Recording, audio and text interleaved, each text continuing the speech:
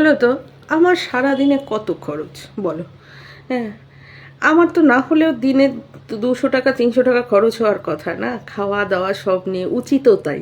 হ্যাঁ, আমার কতটুকুনি খরচ জানো? আজকে সকালে আমি উঠেছি, উঠে সে একটা হাসির ব্যাপার, সেটা আবার পরে বলবো। সারা সকালবেলা উঠেছি, উঠে আমি খেয়েছি, হিসেব করো। হ্যাঁ, একটুখানি মুড়ি, ধরো 2 মুঠো মুড়ি বা 3 মুঠো 4 মুঠোই ধরো।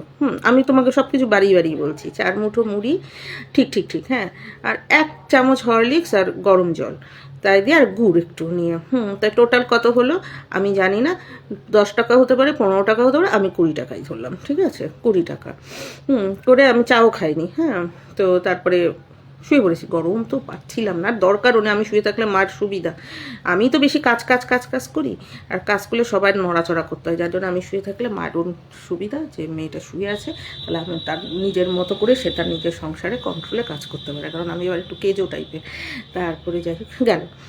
দুপুরে খেয়েছি কি, উচ্ছে আলু, উচ্ছে কাঁচকলা সিদ্ধ টাইপেরই বলতে পারো, ভাত, উচ্ছে কাঁচকলা সিদ্ধ, একটা ডিমের মতো, ডিম না, ছোটো সোয়াবিনের মতো করে, আর ওই যে একটুখানি পটল, একটা তরকারি থাকে না, সব কিছু মিলে, সব কিছু অল্প অল্প ছিল, তাই দিয়ে একটা তরকারি। তুমি হিসেব করে দেখো ব্যাপারটা। তা তুমি আমিষ ভাতই ধরো সেটাকে। হ্যাঁ, যদি ডিম দিয়ে ধরো 50 টাকা, ধরো 50 টাকা ধরো, এই কারণেই ধরো কারণ এটা না ডিম না কি, আমি মানে হয়তো ডিম ছিল, আমি তো ডিমও তো খাই না, আর তার মধ্যে একটু সোয়াবিন ছিল, আর 2টো তরকারি, না ডাল না কিছু। তো এই সব নিয়ে ধরো 50 টাকায় ধরো। তাহলে 50 আর 70, হয়তো চা খাবো, বিস্কুট খাবো বা মুড়ি খাবো, সেটা তুমি ধরো 10 টাকা, হিসাব করে ধরো। চা ধরো 5 টাকা, আর মুড়ি বা বিস্কুট, বিস্কুট খাইটাই না, আমি বলছি বাড়িতে থাকলে যদি মুড়ি টুড়ি খাই, বিস্কুট খাই। হ্যাঁ, আর রাতে হয়তো ওই তরকারি ভাত আর ওই যে একটুখানি রয়েছে কি জানি সোয়াবিন টোয়াবিনের, ওইটুকুনি দিয়ে খাবো, কারণ গরম খেতেও পারি না, কিছুই না।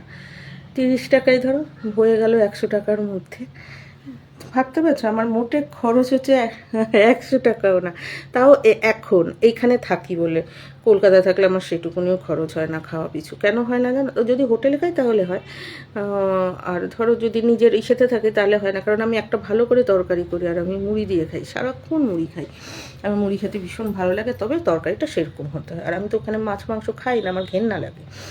আর মাছ মাংসের স্বাদও আমি পাই না, হয়তো আমি দিনে কালে খুব শীঘ্রই ছেড়ে দেবো। আর কলকাতায় তো আমি মাছ মাংস প্রায় ছেড়েই দিয়েছিলাম, বলতে পারো 99%ই আমি ছেড়ে দিয়েছিলাম, এবং তাতে আমার কোনো সমস্যা হয়নি। মানে আমি অবাঙালি নিরামিষাশীদেরকে দেখে শিখতাম, এবং আমার স্কিন টিন সবই ভালো ছিল, কোনো এনার্জিরও কোনো গাফিলতি হয়নি, কিছুই হয়নি। খেতে ইচ্ছে করতো না, গন্ধ লাগতো, সবচেয়ে বড় কথা ওই ধোয়া পাকলা, খাটনির ভয়েও খেতাম না, বলতে পারো আমি খাটনির ভয়েই খেতাম না।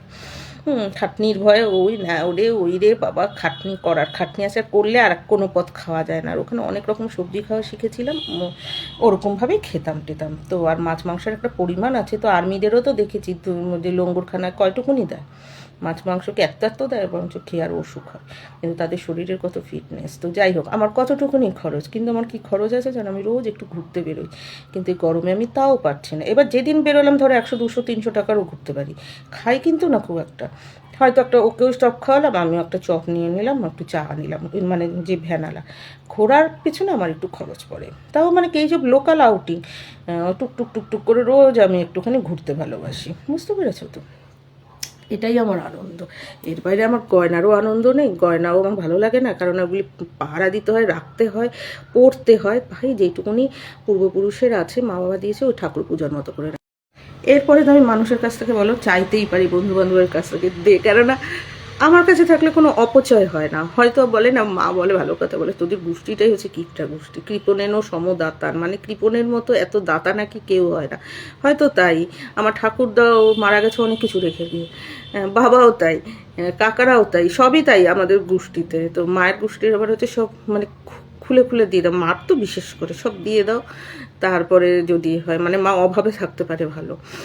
মানে মার কি বলো তো, যখন খুব অল্প অল্প অল্প অল্প সবজি জিনিস আছে তাই দিয়ে মা দারুণ চলতে পারে, কিন্তু যখন সেটাকে এভেলেবল, আহারে এইভাবে আটটু বেশি থাকলে কত ভালোভাবে হতো, কিন্তু সত্যি ভগবান যখন বেশি দেয়, মা সেটাকে এখানে ল্যাজে গোবরে মানে পারেই না সেটাকে সামলাতে বা সেটাকে ইউটিলাইজ করতে, যেটাকে বলা হয়। মা পারে না, আমি দেখেছি।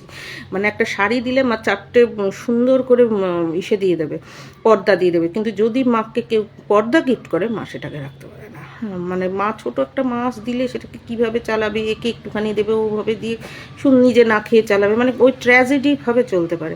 কিন্তু বড় একটা ইসে মাছ দাও, কী বলে, মানে ভালো কোনো একটা মাছ দাও, চিতল দাও, ইসে দাও, মা ওইটা দিয়ে কিচ্ছু করতে পারবে না।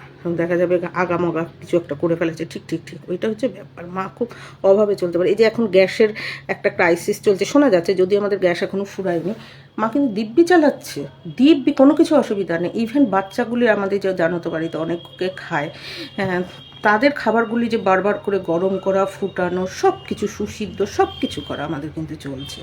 কিন্তু এই যখন এভেলেবেল হয়, মা যেমন বলে সবসময় একটা ছোটো ঘর হলেই ভালো। আমি যে তুমি একটা ছোটো ঘরে গিয়ে থাকো, আসলে মার অভাবী ব্যাপারটা না যায়নি, অভাবের সাথে মা লড়াই করতে পারে। কিন্তু যখন মার কাছে এভেলেবেল থাকে সেটা মা মিসইউজ করে সব কিছু। ইভেন বিভিন্ন সুযোগ সুবিধা ফেসিলিটি, বা ভগবান বলে না সাদা লক্ষ্মী দিলেও মা ওটা পায়ে ঠেলে দেয়। কী বলে তো, আমার অনেক থাকবে কিন্তু আমার খরচ হয় না, তো আমার এর জন্যই বেশি